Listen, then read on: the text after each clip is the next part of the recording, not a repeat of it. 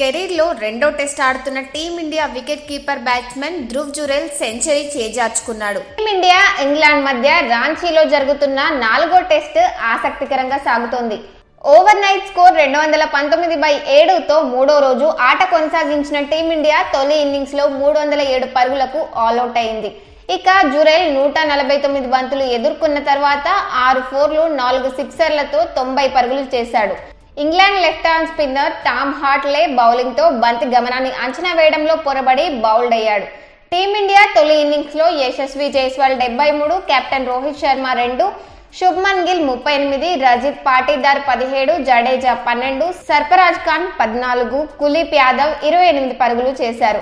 England బౌలర్లలో spinner Shoaib Basheer 5 వికెట్లు తీయడం విశేషం.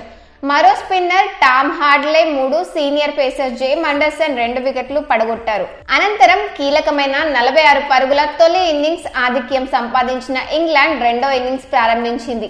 Team India off spinner Ravichandran Ashwin దాటికి ఇంగ్లాండ్ 65 పరుగులకే 3 వికెట్లు చేజార్చుకుంది. అయితే opener Jack Crawley Jonny Bairstow జోడీ వికెట్ల పతనాన్ని అడ్డుకుంది. ఈ జోడీని కుల్దీప్ యాదవ్ విడదీయడంతో ఇంగ్లాండ్ 4వ వికెట్ కోల్పోయింది. 60 పరుగులు చేసిన క్రాలేని కుల్దీప్ బౌల్డ్ చేశాడు. ప్రస్తుతం ఇంగ్లాండ్ రెండో ఇన్నింగ్స్ స్కోరు 32 ఓవర్లలో 4 వికెట్లకు 120 పరుగులు. ఇంగ్లాండ్ ఓవరాల్ ఆధిక్యం 166 పరుగులకు పెరిగింది.